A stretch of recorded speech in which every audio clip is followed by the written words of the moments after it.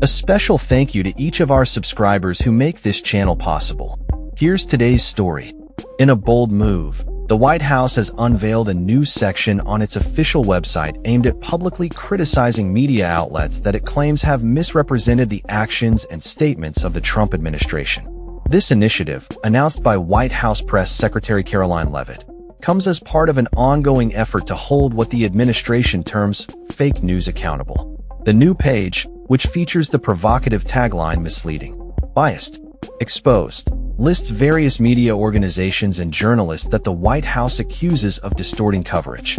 Among the first to be highlighted are the Boston Globe, CBS News, and The Independent, which were criticized for their reporting on President Trump's comments regarding 6 Democratic lawmakers who had released a video encouraging military members to disobey illegal orders. This controversy erupted after Trump labeled the Democrats' actions as seditious behavior, punishable by death, and shared a statement that included the phrase, "hang them." The White House's new website asserts that the media has falsely implied that Trump issued illegal orders to military personnel, stating, "Every order President Trump has issued has been lawful." The page goes on to warn that it is dangerous for sitting members of Congress to incite insubordination in the United States military. In addition to the specific offenders of the week, the site features an offender hall of shame, which includes prominent outlets like The Washington Post, CBS News, CNN, and MSNBC. Users can explore a searchable database of articles, complete with the names of the journalists responsible for them.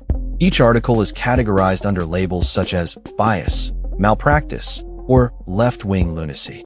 Currently, The Washington Post holds the top spot on the leaderboard as the primary offender, followed by MSNBC and CBS News. One of the articles cited from The Washington Post concerns a report that the U.S. Coast Guard would cease classifying swastikas and nooses as hate symbols, an action the Coast Guard later reversed after the article's publication. The Post responded to this by reaffirming its commitment to accurate journalism. Beyond the highlighted offenders, the White House page also lists a multitude of other media organizations, including the Associated Press, the New York Times, the Wall Street Journal, Politico, and Axios, accusing them of bias or misinformation. This launch marks yet another escalation in the Trump administration's long-standing campaign against the media, which has included various lawsuits against major news outlets and the president's frequent labeling of the press as the enemy of the people. Recently, Trump's rhetoric has become increasingly personal, particularly towards female journalists. Earlier this month, he directed derogatory comments at a Bloomberg News correspondent during a confrontation on Air Force One, referring to her as a piggy after being questioned about the Epstein files.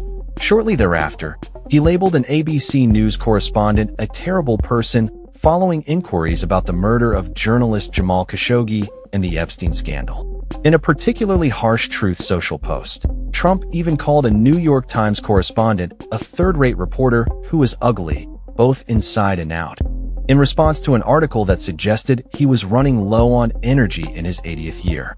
This ongoing tension between the Trump administration and the media raises critical questions about the state of journalism and accountability in the current political climate.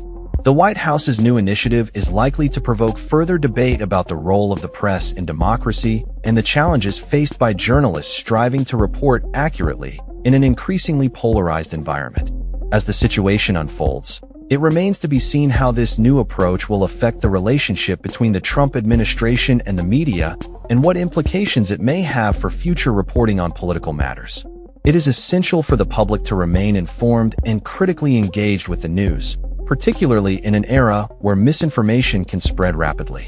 The best public interest journalism relies on first-hand accounts and accurate reporting. If you have insights or information related to this issue, you are encouraged to reach out confidentially through secure channels. The Guardian offers various methods for secure communication, ensuring that your information remains protected while contributing to the public discourse. That's all for this story. We upload videos every day covering many different subjects, so hit that subscribe button to stay informed. Thanks for watching.